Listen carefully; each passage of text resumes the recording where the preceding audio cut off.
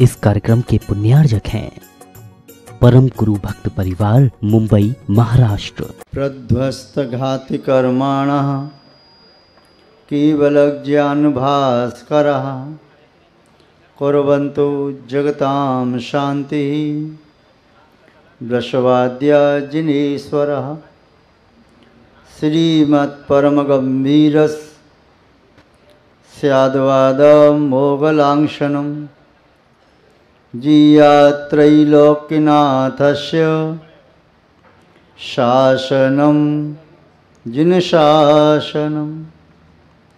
जय बोलिए त्रिकालवर्ती त्रैलोक पूज विश्वाराध्य पंच परमेष्टि भगवान की, अनंत अनंत सिद्ध परमेष्टि भगवान की, वर्तमान जन शासन नायक श्री वर्धमान महावीर भगवान की, परम पूज्य चारित्र चक्रवर्ती आचार्य श्री शांति सागर जी मुनि महाराज की, परम पूज्य सिद्धांत चक्रवर्ती आचार्य गुरुदेव श्री विद्यानंद जी मुनि महाराज की, अहिंसामय विश्व धर्म की, परम पूज्य आचार्य भगवान शेखर वसुनंद जी मुनि महाराज के, समस्त आचार्य संघ की। एक बार आप सभी लोग हाथ जोड़ लें। पहले हम बोलेंगे, बाद में आप। जैनम जयतु शासनम विश्व कल्याण कारकम। हाथ नीचे कर लें। विश्व में या तीनों लोकों में एकमात्र जिन शासन ऐसा शासन है जिसकी छत्र छाया में आने वाला प्रत्येक भव्य जीव अपनी आत्मा को परमात्मा बनाने में समर्थ हो सकता है। जिन शासन के अतिरिक्त तीनों लोकों में कोई दूसरा शासन न था, न है, न होगा जो आत्मा को परमात्मा बना सके। अनेक जन्मों के साथ से पुण्य के उदय के फलस्वरूप आज हम और आप सब इस जिन शासन की छत्र छाया को प्राप्त कर रहे हैं, सुचिर काल तक सदा जयवंत और जीवंत रहे। धर्म स्नेही सत श्रद्धालु यहाँ पर उपस्थित आप सभी भव्यवर पुंडरीक पुण्यात्मा महानुभाव, आत्म कल्याण के लिए धन की आवश्यकता है। आप सोच रहे होंगे, शास्त्रों में तो लिखा है धन का त्याग करके आत्म कल्याण की ओर बढ़ा जाता है। गृहस्थ जीवन में चलो धन कहीं किंचित आवश्यक है, किंतु आत्म कल्याण के लिए धन की आवश्यकता है। आचार्य कुलवद्ध स्वामी जी का तो यही कहना है, यदि आपके पास धन नहीं है तो आप मोक्ष मार्गी बन ही नहीं सकते। धन होना आपके पास परम आवश्यक है। कोई बात, कौन सा धन चाहिए, कितना धन चाहिए, मोक्ष मार्ग का प्रमाण पत्र कितने धन होने पर प्राप्त होता है। और आचार्य महाराज ने लिखा है तो कैसे लिख दिया, बात समझ में नहीं आती। एक और तो कहते हैं धन संसार का कारण है, बहुआरम परिग्रहतम नरकाशायुषा, धन बुरा हो भला कहिए जो लीन परोपकार सो, किंतु आत्म कल्याण के लिए नियामक हेतु कह दिया, यदि धन आपके पास नहीं है तो आप आत्म कल्याण नहीं कर सकते, मोक्ष मार्गी नहीं बन सकते। किंतु आचार्य महाराज कौन सी धन की बात कर रहे हैं, ये थोड़ा देखना जानना जरूरी है। आचार्य कुलवद्ध स्वामी कह रहे हैं, श्रुतं व्रतं तपो येषां धनं परम दुर्लभं ते नरा धन्या प्रोक्ता शेषा निर्धन नामतः श्रुतम व्रतम तपो ईशाम, जिनके पास श्रुत व्रत और तप धनम परम दुर्लभम, ये परम दुर्लभ धन जिसके पास है, ते नरा धनिनः प्रोक्तः, वही मनुष्य धनी हैं, अमीर हैं।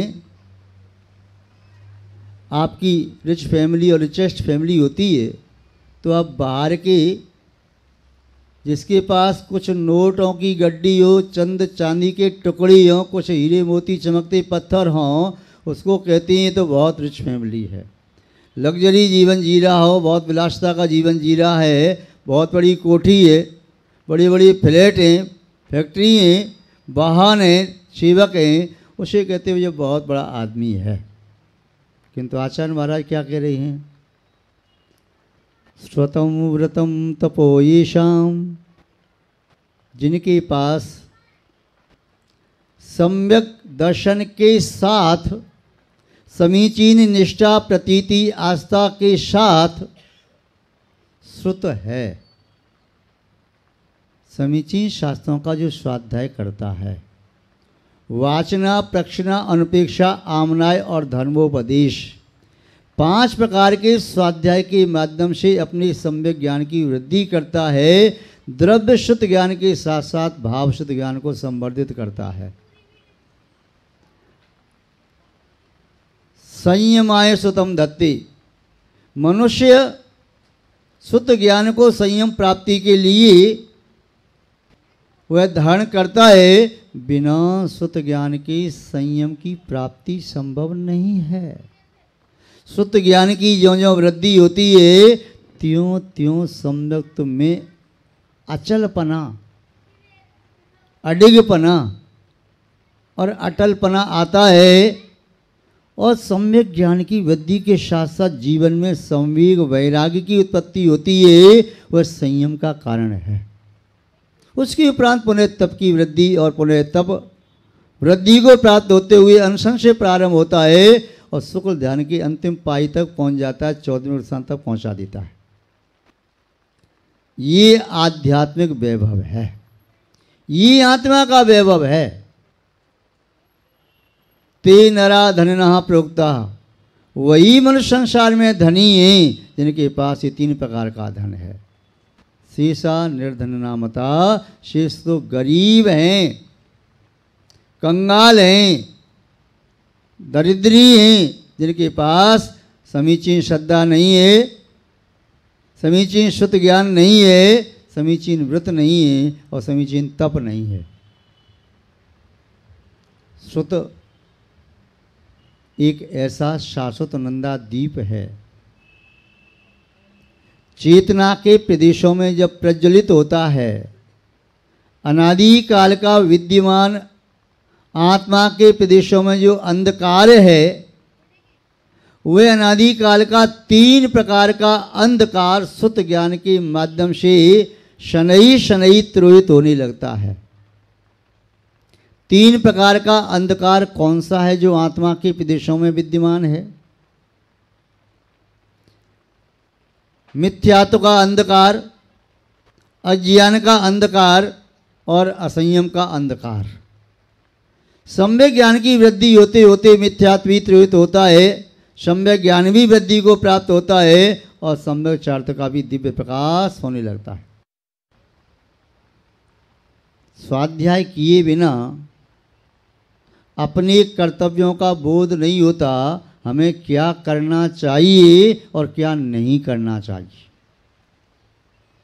विद्वतवर दौलत राम जी ने शडाला में एक पंक्ति लिखी, विन जानीते दोष गुणन को कैसे तजिए गइए। बिना जाने बिना जानकारी के दोषों को कैसे तो त्याग किया जाए और गुणों को कैसे ग्रहण किया जाए। बिना ज्ञान के हम कैसे माने कौन सा हित का मार्ग है, कौन सा हित का मार्ग है।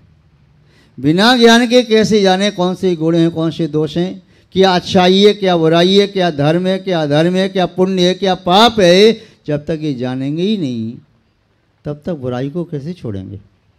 जब तक जानेंगे ही नहीं अच्छाई को कैसे ग्रहण करेंगे। जानना परम आवश्यक है। स्वाध्याय की परंपरा वर्तमान काल में कुछ लुप्त सी होती दिखाई दे रही है। स्वाध्याय करने वाले लोग कम होते चले जा रहे हैं। पहले मंदिरों में स्वाध्याय दिन में 2 बार और 3 बार हुआ करता था।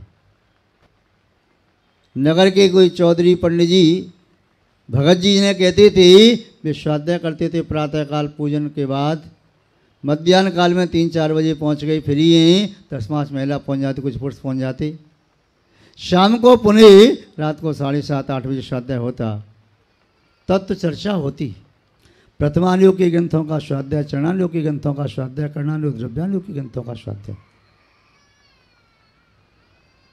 और पहले ग्रंथों को भी जीव कांड, कर्म कांड जैसे ग्रंथ, श्रवा सिद्धि जैसे ग्रंथ, प्रसा सिद्धि जैसे ग्रंथ, या आदि प्राण, पदम पुराण, महाप्राण इत्यादि जो ऐसे कंठस्थ हुआ करते थे। कहानी कोई प्रसंग छिड़ा उन्हें याद आ जाता, हाँ ये विषय तो उसमें ऐसे से आया है।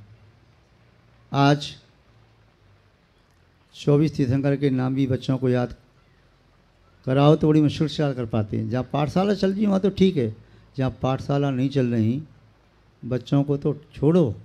कई जगह विहार करते हुए मार्ग में आई ऐसे ग्राम मिले जब बड़ी लोगों को नहीं मालूम 24 तीर्थंकरों के नाम और चिन्ह, बड़ी लोगों को नहीं मालूम कि हमारे पर्व क्या हैं, हमारी देवशास्त्र गुरु का स्वरूप क्या है। मुनि महाराज को नमस्तु कहना है कि जय जिनेंद्र कहना है, कई लोगों को नहीं मालूम। शाम को एक जगह आए, महाराज जी शाम को आप क्या लेंगे, पानी लेंगे कि नाश्ता भोजन पानी क्या लेंगे? भाई आपको मालूम नहीं कि मुनि महाराज दिगंबर साधु दिगंबर राम राम एक, अच्छा एक बार लेते हैं, अरे एक बार, बड़ा आश्चर्य होता है। वो हो सकता है दूसरे संप्रदाय की संगति में रहे थे दिगंबर, उनको नहीं कहा कि मान लो मुनि महाराज एक बार भोजन लेते, तो उन्होंने जो देखा श्वेतांबर संप्रदाय में वहाँ तो 2 बार 3 बार जैसे लेते। महान भाव, ये स्वाध्याय करेंगे तब ज्ञात होगा कि श्रावक के कर्तव्य क्या हैं। स्वाध्याय करोगे तब ज्ञात होगा मुनि महाराज के कर्तव्य क्या हैं। स्वाध्याय करोगे तब ज्ञात होगा कि हमें किस प्रकार अपने पापों को नष्ट करना है। जीवन में जो प्रतिकूलता आती हैं, दुख आते हैं, वे क्यों आ रही हैं? हमारे ही कर्म का उदय है। कहीं ऐसा तो नहीं पुण्य की आड़ लेकर के ये पाप कर रही हों। ईर्ष्या का भाव, विद्वेष का भाव, मात्सर्य का भाव, मन में तृष्णा लोभ जगा हो, अहंकार का वह भाव प्रचंड अवस्था को प्राप्त हो रहा हो, क्रोध की अग्नि जल रही हो, ऐसे दुर्भावों के कारण अपना जीवन जी रही हो, विशुद्धि नहीं बढ़ रही हो, चाहे भले ही माला फेल ली, मन में संक्लेशता है, एक दूसरे के गुणों को सहन नहीं कर पा रहे, अपनी अहंकार का पोषण करके मान लेते हमने बहुत बड़ा काम कर लिया। मायाचारी करते करते थकते नहीं। कोई बात व्यक्ति अच्छी बात सही बात कह दे तुरंत क्रोध आ जाता है। लोभ की तृष्णा की अग्नि जल रही है, ये भी चाहिए, ये भी चाहिए, ये भी चाहिए, मुझे सब चाहिए, सामने वाले के पास है मेरे पास क्यों नहीं है, तो उसका भी नष्ट हो जाए, लेकिन मुझे मिलना चाहिए। ये दुर्भाव सिर्फ और सिर्फ पापों का आश्रव कराते हैं। पुण्य का आश्रव क्षमा भाव से, विनम्रता से, सरलता सहता से, संतोष वृत्ति से, संयम की ओर अग्रसर रहने से तब जीवन में पुण्य का आश्रव होता है। महान भाव, पापों से बचें, पुण्य की ओर बढ़ें, उसका मार्ग है स्वाध्याय करना। स्वाध्याय करो और स्वाध्याय करके अहंकारी नहीं बन जाना, नहीं तो शब्द ज्ञान को प्राप्त करके अहंकारी बन के क्रियाकांड सब छोड़ दिया, कुछ नहीं करना हमें, ऐसा भी नहीं करना। जब क्रिया करोगी, स्वाध्याय करके वृत्ति संयमी बनोगी, तब आत्मा का वैभव प्राप्त होगा, केवल शब्दों के गिरने से प्राप्त नहीं हो जाएगा। एक पंडित जी थे गुरुकुल में, विद्यार्थियों को अध्ययन कराया, बहुत अध्ययन कराया, उनके विद्यार्थी पढ़ लिख करके बहुत अच्छे विद्वान बने और पूरे भारतवर्ष में अपनी धूम मचाने लगे। एक बार वे पंडित जी एक शिष्य के घर पहुंचे मेहमान बन करके। शिष्य ने अपने गुरु का बहुत सम्मान किया, बहुत सम्मान किया। उसकी बहुत बड़ी भावना थी कि मेरे यहाँ गुरु के चरण पढ़ें। लौकिक गुरु थे, फिर भी सम्मान उन्होंने खूब किया। अब निमंत्रण किया ही था। शिष्य ने कहा गुरु जी से गुरुजी अपन भगवान की पूजा भक्ति कर लें, अभिषेक आदि कर लें, उसके बाद में फिर भोजन करेंगे। गुरुजी बोले, अरे चेले तुम तो जानते ही हो मेरा ज्ञान कितना बड़ा ज्ञान है, क्या अभिषेक करना, क्या पूजन करना। चलो गुरुजी दर्शन तो कर ले भगवान के, आप स्नान आदि कर लो। गुरुजी को लगा कब थाली पकवानों के सामने आए, कब खाना प्रारंभ करो। अरे चेले तुम तो जानते ही हो आत्मा अनादिकाल से शुद्ध है और शरीर अशुद्ध है, शरीर को शुद्ध कर नहीं सकती, आत्मा शुद्ध होती नहीं है, तो क्या स्नान करना, क्या दर्शन करना। वहाँ तो बिंब है, मेरी आत्मा ही परमात्मा है। और क्या तुम्हें मालूम नहीं, मेरी अंदर ज्ञान की सतत प्रवाही सरता बह रही है जो प्रत्येक आत्मा को शुद्ध कर सकती है। आप क्या बात करें, मैं बाहर के जल से शरीर को स्नान करा करके क्या मैं शुद्ध हो जाऊंगा? जलचर जीव क्या शुद्ध हो जाती? चेला था, शिष्य था, क्या कहे गुरु। शिष्य ने बाहर से गेट बंद कर दिया, आप विश्राम करो, आराम से आराम करो। अब भोजन तो सब कुछ किया, पानी पिया नहीं था। 2 मिनट बाद ही गला सूखने लगा, पेट में जगह नहीं थी, पानी पी लेते। वहाँ पानी रखा था, वहाँ पानी गुरुजी पी नहीं पाए, लोभ लगा रहा और थोड़ा खा लो। अब गरम गरम पकवान खाए, व्यंजन खाए, अब तो गला सूखने लगा। शिष्य ने गुरुजी को विश्राम के साथ ठीक कर दी, किंतु जब गेट बंद किया तो बाहर से कुंडी लगा दी। गुरुजी ने अंदर से आवे लगाई, बेटा पानी ले आना, पानी, बेटा पानी ले आना, पानी, प्यास लगी है बहुत जोर से। शिष्य ने कहा आता हूँ। फिर दोबारा आवे लगाई, तीसरी बार लगाई, अरे कोई दरवाजा खोलो, पानी तो लाओ। शिष्य ने कहा गुरुजी क्या बात कर रहे हैं आप भी, पानी पानी, ये शरीर की क्रिया, आत्मा शुद्ध है और फिर आपके अंदर तो सतत प्रवाही जन कल्याणदायिनी यह सरता बह रही है, उसमें से लोटा पानी भर लो, अब पी लो। क्या पानी की बात कर रहे हैं आप?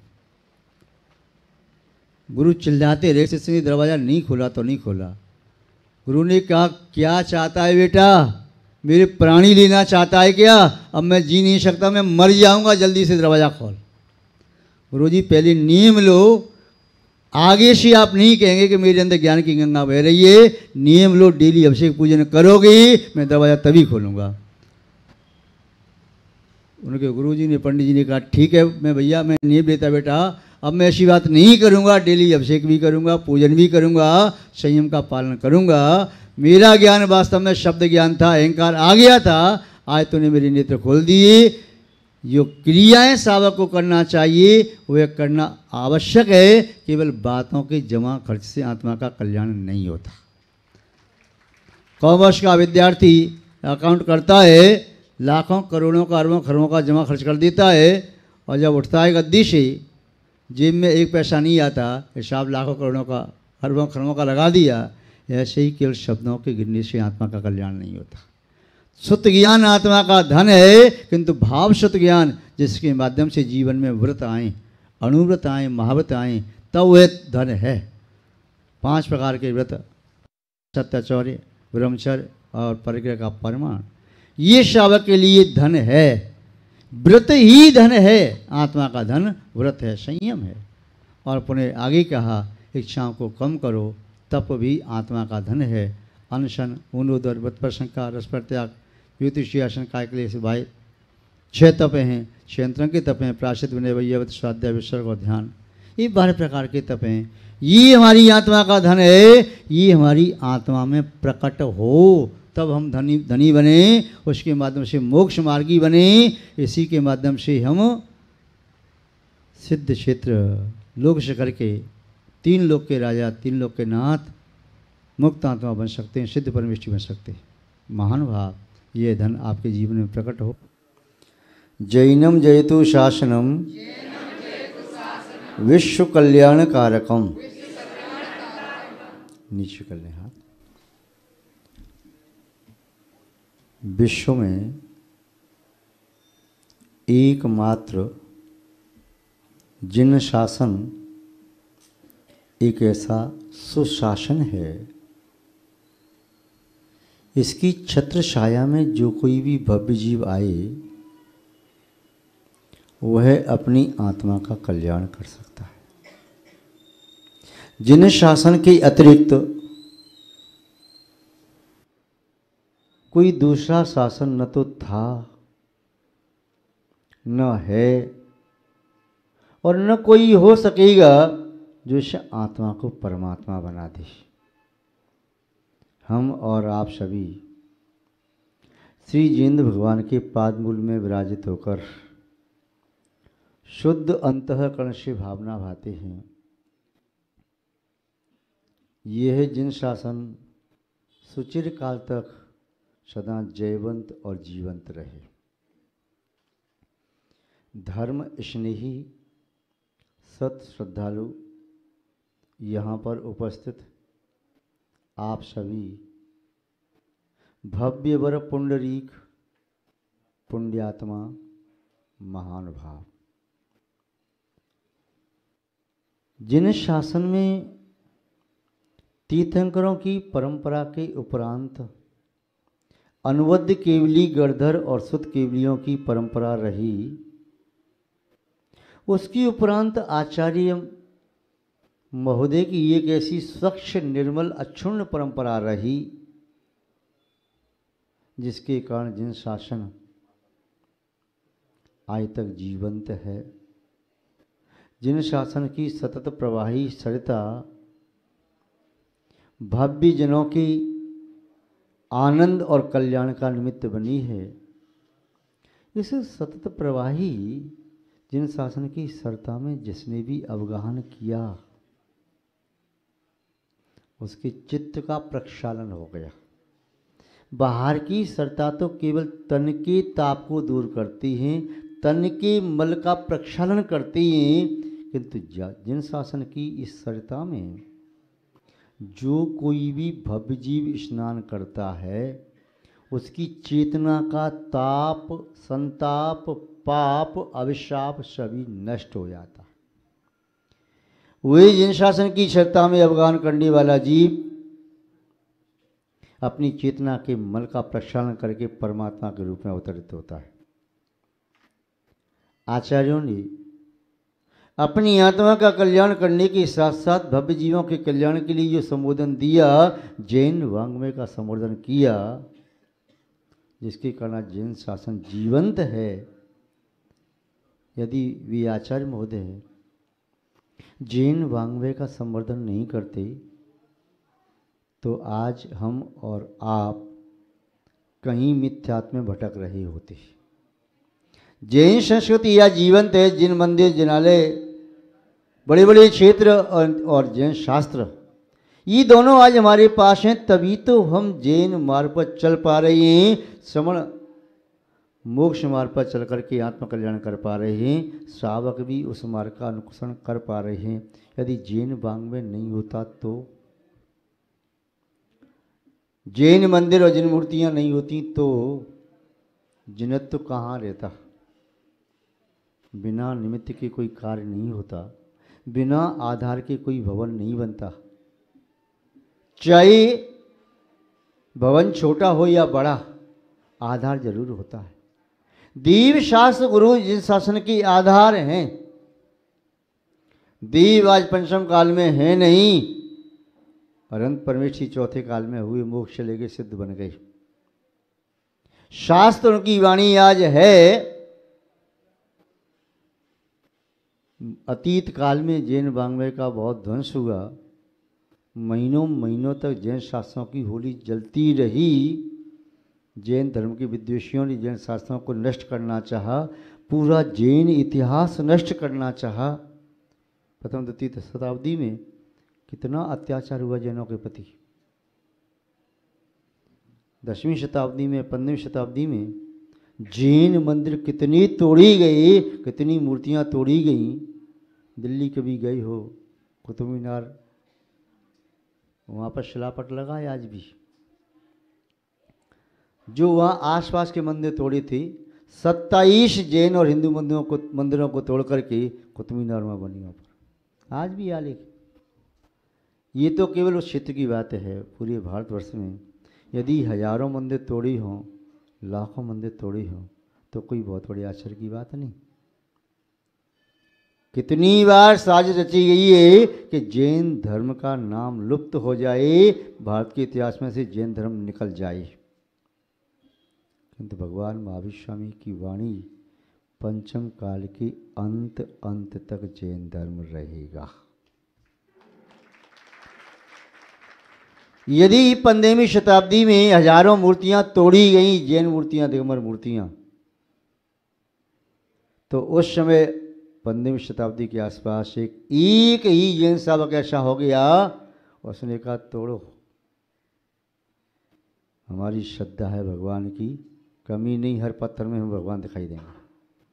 और जीवराज पापड़ीवाल नाम का एक ही व्यक्ति, जिसने 1548 से लेकर के 1553 के बीच में लगभग 1 लाख जिन बिंबों की प्रतिष्ठा कराई, एक व्यक्ति ने। औरंगजेब ने यदि हजारों मूर्तियां तोड़ी, मंदिर तोड़ी, तो एक व्यक्ति ऐसे रहे। कोई कहता है कि 2 लाख मूर्ति प्रतिष्ठा कराई, 2 लाख कराई या 1 लाख प्रतिष्ठा कराई। उस समय पूरे भारतवर्ष में जितने भी जिनालय चैत्यालय थे, सभी में जिनमें में स्थापना हुई। महानुभाव आचार्य महोदय की बड़ी कृपा, अनुकंपा, जिन शासन को जीवंत रखा, आज वर्तमान काल में हम और आप जी रहे हैं। अपनी आत्मा का कल्याण करने के साथ साथ हमारा और आपका सबका दायित्व है, जिन शासन को केवल जीवंत नहीं रखना है, आगे के समय के लिए इसे जीवंतता प्रदान करना है। जिन शासन की जड़ें बहुत गहराई तक ले जाना है। केवल करके, उद्योग धंधा करके या सर्विस करके पैसा कमा करके परिवार का पालन पोषण करना, आहार वय मैथुन प्रक्रिया 4 संज्ञाओं की पूर्ति करना, ये काम तो संसार का कोई भी जीव कर लेता है। पशु पक्षी भी अपना पेट तो भरते ही हैं, वंश की वृद्धि पशु पक्षी तो करते ही हैं, निद्रा पशु पक्षी भी लेते ही हैं, मैथुन वशंगम के अंदर है ही, प्रज्ञा का भाव के अंदर है। ये सब चीज़ें यदि इतनी तक ही आपका जीवन सिमट के रह गया कि जन्म लिया, पढ़ाई की, व्यापार किया, सर्विस की, बाल बच्चे पैदा किए, मर गए, तो फिर तो कुछ भी नहीं किया, पशु जैसा जीवन जी करके अपना एक भाव बर्बाद कर दिया। यदि वास्तव में हमें अपनी भाव को सार्थक करना है, अपनी जन्म को सफल और सार्थक करना है, तो कुछ आगे बढ़ कर के सोचना पड़ेगा, कुछ हट कर के सोचो, हट कर के सोचो और डट कर के किसी भी परिस्थिति का मुकाबला करो। डर करके नहीं, डट करके। और सोचना है तो कुछ हट करके, जो चल रहा है उससे हट करके और आगे बढ़ो। संभावनाएं आपको पुकार रही हैं, आपके जीवन में अनंत संभावनाएं हैं। एक मिट्टी कलश भी बन सकती है, सकोरा बन सकती है, कुल्हड़ बन सकती है और खिलौना भी बन सकती है। बहुत सारी संभावनाएं। आप मानव हैं, मनु की संतान हैं, आपके अंदर भगवान बनने तक की सामर्थ्य है। यदि अपनी सामर्थ्य को आपने जान लिया, पहचान लिया, संभावनाओं को प्रकट कर लिया, तो आप भी वास्तव में शक्ति रूपेण परमात्मा हैं। नई खूबी नई रंगत, नई खूबी नई रंगत नई अरमान पैदा कर। नई खूबी नई रंगत नई अरमान पैदा कर। गर इंसान है, गर इंसान है तो इस खाक के पुतली में भगवान पैदा कर। कुछ न कुछ तो आगे बढ़ करके करना पड़ेगा। हाथ पर हाथ रख करके बैठे हैं भगवान, कृतकृत हो गए, भगवान बन गए। अभी हाथ पर हाथ रखने का समय आपका नहीं है, कुछ करने का समय है। कुछ जुनून पैदा होना चाहिए। अपनी हौसले बुलंद हों तो कोई भी मंजिल दुर्लभ और असंभव नहीं होती। आगे बढ़ो। युवा भाई जो ठान लें उस कार्य को पूरा करके सामने दिखा सकते। असंभव कुछ भी नहीं है। दुनिया बहुत आगे बढ़ रही है। भौतिक जगत में भी और आध्यात्मिक क्षेत्र में भी आपको चुनाव करना है, कहाँ आगे बढ़ना है। आत्मा की गहराइयों को, आत्मा की गहराइयाँ बहुत ऊंचाई पर ले जाने वाली हैं। आत्मा की गहराई में चला जाता है, बहुत ऊंचाई को छू लेता है, और जो भौतिकता की ऊंचाई पर पहुंच जाता है, वहाँ से आत्मा की गहराई का मार्ग भी प्रारंभ हो जाता है। देखो आपको कहाँ चलना है। आत्मा की गहराई तक जाना है तो आत्मा के समग्र वैभव को प्राप्त कर पाओगे, और भौतिकता की ऊंचाइयों को जाना है तो आत्मा की गहराई तक पहुंचने का मार्ग वहाँ से मिल सकता है। अपनी कर्तव्यों को समझो। आपका आपके प्रति क्या कर्तव्य है? केवल पेट भर लेना, खाना पीना, सुबह शाम रात में मौज मस्ती कर लेना, विषयों का सेवन कर लेना, क्या आपका आपके प्रति इतना ही कर्तव्य है या इसके आगे भी कुछ और है?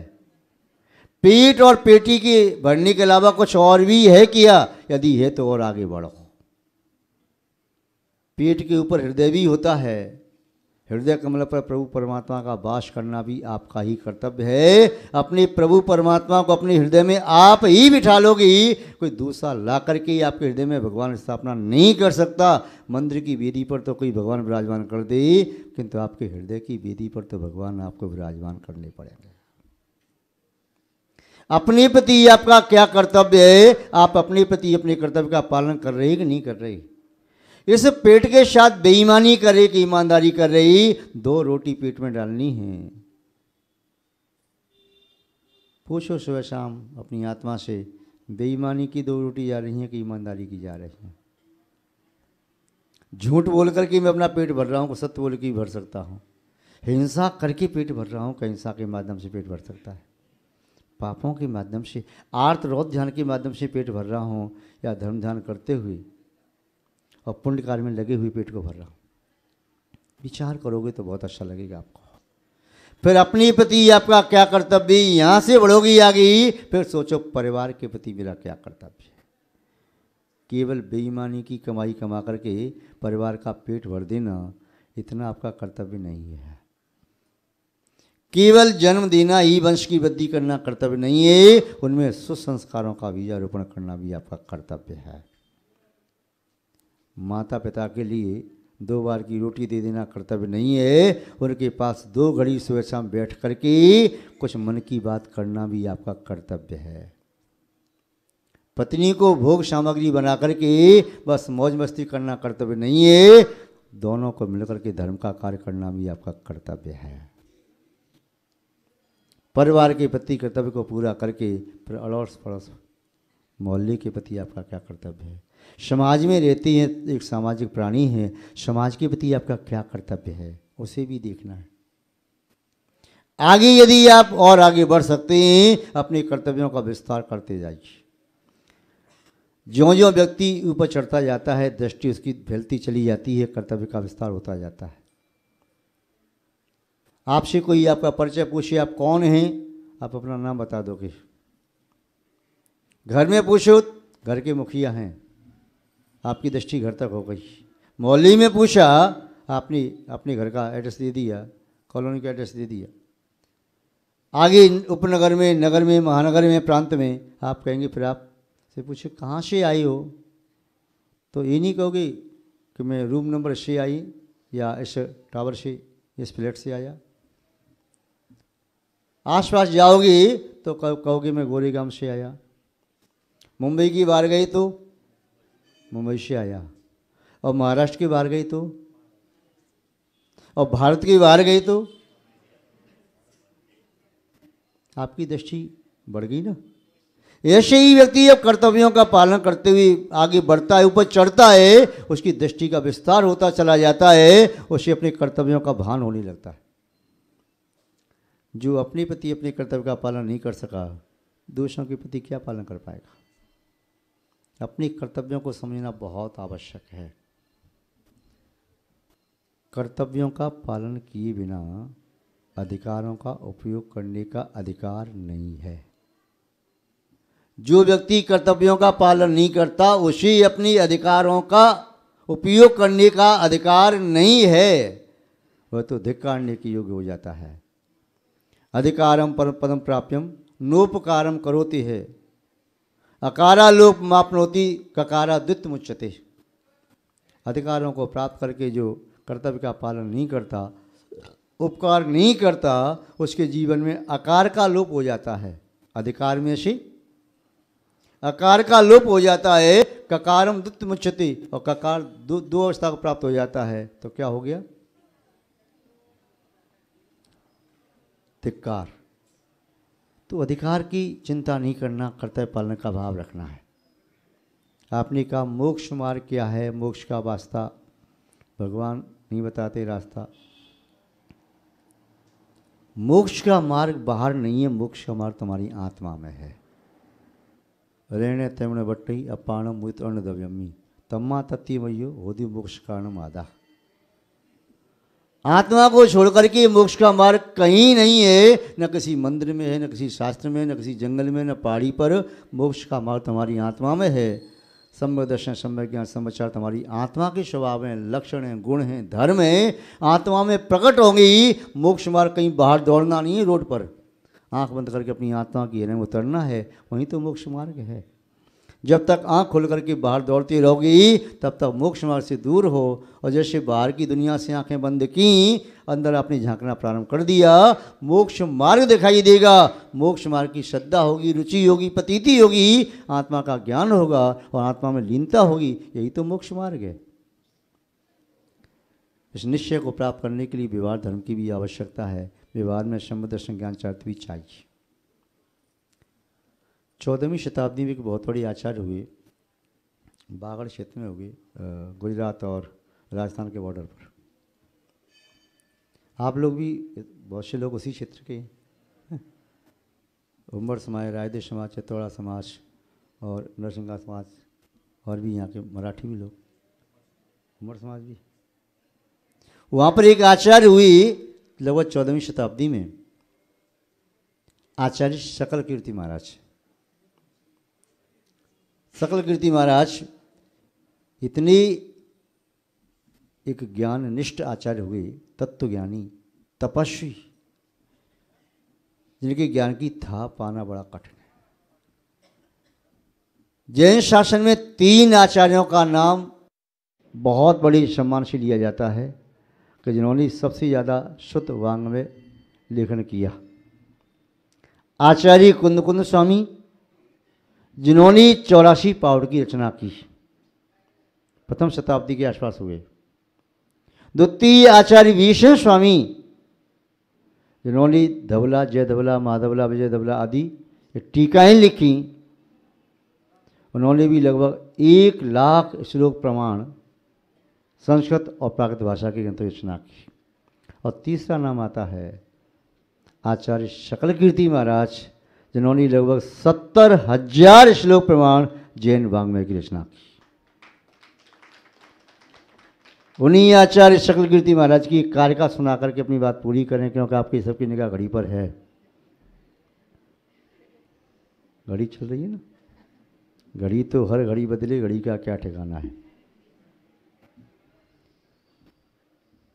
वैराग्य सारम भज सर्वकालम निर्ग्रंथ संगम कुर्मुक्ति बीजम विमुच संग कुजने सुमित्र दीवार्चनम त्वं कुर्वीत रागे। ये 4 पद हैं, 4 पद का अर्थ दे करके बात पूरी करें। पहला पद है वैराग्य सारम भज सर्वकालम। वर्तमान काल, भूतकाल, भविष्यकाल, 3 काल अपनी जिन शासन में माने जाते। कोई 2 काल मानता है, भूत और भविष्य, वर्तमान को नहीं मानता। कोई ऐसा भी एक काल, कोई दब नहीं मानता। कोई ऐसे व्यक्ति भी हैं जो कहते हैं कि अनागत का भरोसा नहीं, अतीत निकल गया वो ठीक था, काल था। तो सबकी धारणा अलग अलग हैं, किंतु आचार्य सकल कीर्ति महाराज कह रहे हैं तीनों कालों में वैराग्य ही सर्वोपयोगी है। आचार्य कुंद स्वामी ने लिखा, दुख विच्छित्ति के लिए दुख का नाश कैसे हो। रत्तो वंदधिकम्मम मुंचत जीवो विराग संपन्नो ईसो जुड़ो वदेशो तम्मा कंबी सुमारज्य। रागी जीव कर्मों से बंध जाता है, बैरागी जीव जो बैराग से संपन्न व कर्मों से मुक्त हो जाता है। इसलिए वह जीव यदि कर्मों से मुक्ति चाहते हो, मारज्य आप राग द्वेष मत करो। ऐसो जुड़े उपदेशो तम्मा कम्बिस मारज्य, कर्मों में राग मत करो। राग छूटेगा द्वेष छूट जाएगा, राग जहाँ तक रहेगा द्वेष भी नियम से रहेगा। दौलतराम जी की पंक्ति छड़ाला की मंगलाचरण की आप प्रारंभ में पढ़ते हैं, क्या पढ़ते हैं? तीन भुवन में सार वीतराग विज्ञानता, शिव स्वरूप शिवकार नमः त्रयोग समार। तीनों लोकों में तीनों कालों में सारभूत अवस्था वीतराग विज्ञान बताया दौलतराम जी ने। किंतु आचार्य शकल कीर्ति महाराज कह रहे नहीं, आप थोड़ा चूक कर गई। क्या चूक कर गई? वीतराग विज्ञानता नहीं, वीतराग विज्ञानता तो तना है वृक्ष का, बीज को पकड़ो, बीज क्या है? वीतराग विज्ञानता ऐसे नहीं आएगी। कैसे आएगी? वीतराग विज्ञानता आएगी वैराग्य के बाद। इसलिए वैराग्य ही तीन लोक का सारभूत बीज है, वीतरागता नहीं। जैसे केवल ज्ञान को कहा तो केवल ज्ञान सार नहीं है, पहले सुत ज्ञान सार है। केवल ज्ञान तो सुत ज्ञान का बेटा है, बिना सुत ज्ञान के केवली आज तक कोई हुआ ही नहीं। अवधि ज्ञान मन प्रज्ञान न हो केवली बन जाए संभव है, किंतु शुद्ध ज्ञान के बिना आज तक कोई केवली नहीं बना, न है न बन सकेगा। तो आचार्य महोदय क्या कह रहे? तीन लोक में सार क्या है? वीतरागता नहीं है, क्या है? वैराग्य सारम भज सर्वकालम। वो सर्वकाल में वैराग्य का सेवन करो, चाहे दिन है चाहे रात है। रात में आप भोजन पानी नहीं कर सकते, दोष लगता है ना, किंतु कहें वैराग्य का सेवन कभी भी करो। चाहे दिन में चिंतन करो वैराग्य का, रात में करो, सुबह करो, शाम करो, चलते चलते करो, बैठे बैठे करो, लेट करके करो, चाहे ट्रेन से यात्रा, प्लेन से यात्रा, कहीं से भी यात्रा कर रही, दुकान पर बैठो, गोदाम पर बैठो, कहीं भी फैक्ट्री में बैठो, वैराग्य का चिंतन करो। वही सारभूत है, तुम्हारी आत्मा की विभूति को देने वाला यदि है तो वह है वैराग्य। वैराग्य सारम भय सर्वकालम। अब वैराग्य का सेवन कैसे करना है? मुख से। मुख से तो कवल ग्रहण किया जाता है, जल ग्रहण किया जाता है, पेय पदार्थ, नासिका से सांस ली जाती है, नेत्रों से दृश्य देखी जाती हैं, कर्ण के माध्यम से ध्वनि को ग्रहण किया जाता है, मन के माध्यम से सत्य के जो शब्द विचार करते हैं वे ग्रहण करते हैं। फिर वैराग्य का सेवन कहाँ से करें? आपको धूप सेवन करना होता है तो कहाँ से करते हो? धूप का सेवन, सूर्य तो धूप दे रहा है, आप सेवन कहाँ से करते हो? मुख से, कि नासिका से, कि आँख से, कान से, कहाँ से करते हो? सर्वांग से। धूप का सेवन सर्वांग से किया जाता है। कहीं आप शरीर गर्म हो और यदि ठंडक करनी हो तो आप भगवान करते हो ठंडे जल में, सर्वांग से सेवन करते हो। ऐसे ही आत्मा के सर्व प्रदेशों से वैराग्य का सेवन करना है। कैसे करना है? आत्मा के सर्व प्रदेशों से, एक भी प्रदेश नहीं, सब प्रदेशों से सेवन करना वैराग्य का। और वैराग्य जिसके पास है, पूरा विश्व भी मिल जाए, उस वैरागी व्यक्ति को कोई दुखी नहीं कर सकता। वैरागी तत्व ज्ञानी होता है। वैरागी वह होता है जो भविष्य का निश्चित परमात्मा होता है। वैरागी वह होता है जो संसारी आत्मा और वीतरागता में या परमात्मा के बीच में सेतु का काम करता है। वैरागी हमारे कौन है? तीन हैं। कौन है वैरागी? विरागी आचार्य अजय साधु, दर्श ज्ञान भंडार समता आराधु। हमारी आचार्य उपाध्याय साधु तीनों कौन है? ये तीन सेतु है परमात्मा के और संसारी आत्मा के बीच में। ये सेतु का काम करने वाली ये नहीं हो तो संसारी प्राणी परमात्मा कैसे बने? आचार्य उपाध्याय साधु को निकाल दो तो कोई परमात्मा बन पाएगा? बन सकता है क्या? संभव ही नहीं है। तो आचार्य महोदय कह रहे हैं वैराग्य सारम भज सर्वकालम। और तीर्थंकर भगवान भी गर्भ कल्याणक हो गया, जन्म कल्याणक हो गया, वैराग्य नहीं हो तो मोक्ष प्राप्त कर पाएंगे? करेंगे? वैराग्य नहीं हुआ तो सौदम को चिंता हो जाती है, वैराग्य कैसे कराएंगे। भगवान सदैव को वैराग्य कराना था तो अल्प आयुष देवांगना जो नृतंगना थी नीलांजना प्रस्तुत किया दरबार में भक्ति नृत्य के लिए। किसी को रतनचूल मणिचूल देव की कहानी पड़ी होगी, पूर्व का देव आया 60 से पुत्रों को मूर्छित कर दिया वैराग्य कराने के लिए। वैराग्य के लिए निमित्त जुटाने पड़ते हैं। राग की ऐसी सांकड़ों से हम बंधी हैं कि उन राग की सांकड़ों को तोड़ना बहुत मुश्किल है। कभी बार तो ऐसा लगता है, असंभव जैसा लगता है, राग के बंधन कैसे टूटे, बहुत मुश्किल है, किंतु असंभव नहीं है। मन में संकल्प हो तो राग के तर टूट जाते हैं। और वैराग्य ही तीर्थंकर के जीवन में सर्वोत्कृष्ट चीज है। वैराग्य नहीं तो तीर्थंकरों का जीवन भी 0/0, कुछ नहीं, शून्य। क्यों?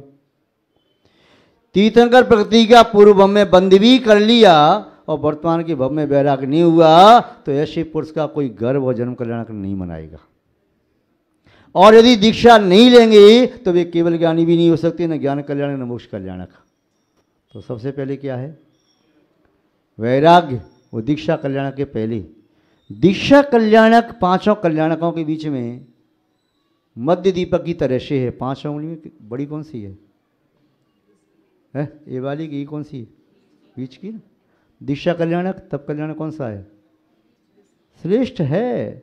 ये नहीं तो गर्भ जन्म का महत्व तो नहीं, ये नहीं तो ज्ञान और मोक्ष भी नहीं। किंतु दीक्षा कल्याणक बिना वैराग्य के होता नहीं। लौकांतिक देव नियम से एक भवतारी होते हैं, नियम से पक्का। भगवान के कौन से कल्याणक में आते हैं? गर्भ में आते हैं, जन्म। ज्ञान कल्याणक में, संवत्सरण में आते हो। मोक्ष कल्याणक में नहीं आते। कब आते हैं? पक्का। तो आपको कुछ नहीं मालूम। लोकांतिक देव भगवान के किसी भी कल्याणक में नहीं आते। वो आप कहेंगे महाराज कैसी बात कह रही है आप, तो हमने तो देखा है पंचकल्याणक में आते हैं और अब कभी नहीं आते। कल्याणक में नहीं आते ही दीक्षा कल्याणक के दिन वैराग्य की अनुमोदना करने आते हैं, दीक्षा के पहले ही चले जाते हैं। उनके लिए पांचों कल्याणकों में सबसे महत्वपूर्ण है दीक्षा कल्याणक, और दीक्षा में भी सबसे महत्वपूर्ण है वैराग्य। इसलिए लोकांतिक देव वैराग्य की अनुमोदना करने आते हैं और कहीं नहीं आते ही। न तो संवत्सरण का वैभव देखने आते, न मोक्ष कल्याण की पूजा करनी आती, न जन्म कल्याण के अभिषेक देखने आती, न गर्भ कल्याण का महोत्सव, न दीक्षा का कुछ नहीं। केवल सिर्फ और सिर्फ क्या? 3 लोक में सारभूत क्या है? समझ में आ रहा है? इसलिए लोकांतिक देवी उस वैराग्य की अनुमोदना संस्तुति करनी आती है। 3 लोक का सार यदि कोई है तो वह है वैराग्य। आचार्य मोदी ने क्या लिखा? वैराग्य सारम भज सर्वकालम। अपने लिख लो अपने दुकान में, दीवार पर जहाँ बैठती हो सामने, जब भी टेंशन हो एक ही बात, मन में दुख हो तो पढ़ो वही वैराग्य सारम भज सर्वकालम। सुख हो तब भी, पुण्य का उदय तो पाप का उदय तो वही पढ़ते रहो, वैराग्य सारम भज सर्वकालम। तुम्हें कोई दुखी कर ही नहीं सकता, तुम्हारी वैभव को कोई छीन नहीं सकता, और तुम किसी का एक परमाणु ले नहीं सकते। वैराग्य का चिंतन करो, तुम्हारे पास दौड़ दौड़ के आएगा। तुम लात मार के भागोगे तब भी तुम्हारा है तो दौड़ के आएगा, तुम्हारा पीछा छोड़ेगा नहीं। और तुम्हारा नहीं है तो तुम पूरी शक्ति लगा के दौड़ो पकड़ने के लिए, पकड़ में आएगा नहीं। वैराग्य सारम, वैराग्य सारम पक्का। कि राग सारम जीवन का आधारम, ऐसा तो नहीं है। वैराग्य सारम भज सर्वकालम, पूरे कालम वैराग्य सेवन करो। तो वैराग्य ही सुख और शांति का शाश्वत उपाय है, बीज है। इसके बिना मोक्ष का मार्ग नहीं है, मुक्ति का मार्ग नहीं है, कर्मों से निवृत्ति का मार्ग नहीं है। उसे स्वीकार कर लेना जब आपका मन हो तब। औषधि रखिए जब आपका मन हो तो सेवन कर लेना, इसके बिना दूसरी औषधि तीनों लोकों में तीनों कालों में नहीं है। अब आप देख लेना कब आपको सेवन करना है। अगला पद कह रहे महाराज, मोक्ष का बीज कहाँ मिलेगा फ्री? कौन सी दुकान है? कांदीवली में मिलेगा कि बोरीवली में? घाटकोपर पे गोरेगांव, भोलेश्वर के गुलालबाड़ी, शाकीना का एरोली में, और कौन कौन स्थान है? कहाँ मिलेगा? कहाँ जाएं? कौन से प्रांत में, कौन सी राजधानी में, या देश में विदेश में कहाँ मिलेगा? आचार्य मोदी ने कह दिया कहीं भटकने की आवश्यकता नहीं है। मोक्ष का बीज कहाँ मिलेगा? आत्मा को खूब देख लिया, नहीं मिला। अनंत शरीर धारण कर लिए, नहीं मिला। फिर कहाँ मिलेगा? निर्गंत संगम कुरमुक्ति बीजम, निर्गंत साधु की पद रज में मोक्ष का बीज मिल जाएगा। निर्गंत साधु की पद रज अपने माथे से लगा करके देखो, आपके विधि का विधान और भाग्य की रेखा बदल जाएंगी। आपका चिंतन, आपकी सोच, आपकी प्रवृत्ति, आपकी वृत्तियाँ सब बदलती चली जाएंगी। निर्गंत साधुओं से दूर रह करके तो मोक्ष का बीज आज तक किसी ने प्राप्त नहीं किया। भगवान महावीर स्वामी ने प्राप्त किया, पुरोरा बिल की पर्याय में सागर शयन मुनि महाराज के निमित्त से, या शेर की पर्याय में प्राप्त किया, दो मुनि महाराज संबोधन दिया। भगवान पार्श्वनाथ के जीव ने प्राप्त किया हाथी की पर्याय में। जिसने भी जब प्राप्त किया, बिना मुनि महाराज के किसी ने प्राप्त नहीं किया। सुदर्शन सेठ ने सुभोग वाले की पर्याय में प्राप्त कर लिया, तुंगभद्रा ने मौन एकादशी किया प्राप्त किया, गौतम स्वामी के जीव ने महीचंद राय प्रेम प्राप्त कर लिया। कहाँ प्राप्त किया? जिसने जब भी प्राप्त किया है, मुनि महाराज के निमित्त से प्राप्त किया है। आज तक ऐसा कोई भी मोक्षगामी जीव नहीं है कि मुनि महाराज की संगति के बिना, उनके चरणों की पदरज अपने माथे से लगाए बिना मोक्ष मार्गी बन गया हो। एक भी उदाहरण नहीं मिलेगा आपको, अनंत काल अतीत काल में कोई नहीं मिलेगा। निर्गंत संगम कुरमुक्त बीजम, निर्गंत संगम, निर्गंत साधुओं की संगति करो, वहीं से मिलेगा मुक्ति का बीज। दो बात हो गई। पहली बात, वैराग्य सारम भज सर्वकालम, याद हो गया तुमको? तो क्या बात है, अच्छा सेवसन आपका। वैराग्य सारम भज सर्वकालम, वैराग्य सारम भज सर्वकालम, निर्गंत संगम कुरु मुक्ति बीजम। मुक्ति का बीज चाहिए तो उनका साधु संगति करो। अब ये दोनों चीज मिलेंगी कैसे? आचार्य महोदय कह रही हैं, विमुच्च संग कुजनीश मित्र, खोटे मित्रों की संगति छोड़ देगा तो दोनों चीज मिल जाएंगी। यदि कुसंगति में पड़ा रहेगा तो कुछ नहीं मिलेगा, ना वैराग्य मिलेगा, ना मुक्ति का बीज मिलेगा। अब खोटे मित्रों की संगति कैसे छूटे? साधु तो हमेशा रहती नहीं है, बैरा कुछ समझ आता नहीं है, रागियों के बीच में रहती है, राग की भावना रहती है, राग चलता रहता है। तो कैसे मिली बैराग, कैसे मिले निगंत साधु? इतना प्रयास करने पर तो 4-6 चक्कर लगाए तो महाराज जी मुश्किल से आए, और वह भी हमेशा नहीं रहते, क्या करें? तो फिर उपाय बताया, दीवार चनम तुम कुर्बी तरागे। यदि वीतरागी भगवान की अभिषेक, शानधारा, पूजा, भक्ति, अर्चना, उपासना आदि में लग जाओगे तो तुम्हारी कुसंगति छूट जाएगी। यदि एक बार भगवान के चरण पकड़ लिए, बस कुछ नहीं, नियम ले लो कि 24 घंटे में एक बार प्रातःकाल आऊँगा, भगवान का अभिषेक करूँगा, उनके चरण स्पर्श करूँगा, अपने नित्यों से मत से लगाऊँगा। पक्का मान लेना, आपका भाग्य बदल जाएगा, हाथ की रेखाएं बदल जाएंगी, आपका विधि का जो विधान है ना वह सब बदल जाएगा, नया संविधान जीवन में लागू हो जाएगा। ये 4 बातें आचार्य शकल कीर्ति महाराज ने कही, एक बार पुनः बता दें। वैराग्य सारम भज सर्वकालम, निर्गंथ संगम कुरमुक्ति बीजम, विमुच्च संग कुजनीश मित्र, कुजनीश माने खोटे मित्रों का, दीवार्चनम त्वम कुर्वीतरागे।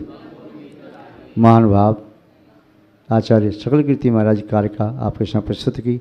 हमारा अपना कुछ भी नहीं, जो आचार्यों की वाणी उनमें से कुछ आपको सुनाने का प्रयास किया। जो सारभूत है उसे ग्रहण कर लो, यही कल्याण का मार्ग है। और जो निस्सार लगता है छोड़ते जाओ, निस्सार अपना छूट जाएगा, सार को जब पकड़ लोगे तो आप सभी लोग आत्म कल्याण के पथिक, मोक्ष मार्ग के पथिक बने, ऐसी आपके प्रति भावना रखती। वात्सल्यपूर्वक हमारा बहुत बहुत आशीर्वाद। इस कार्यक्रम के पुण्यार्जक थे परम गुरु भक्त परिवार, मुंबई, महाराष्ट्र।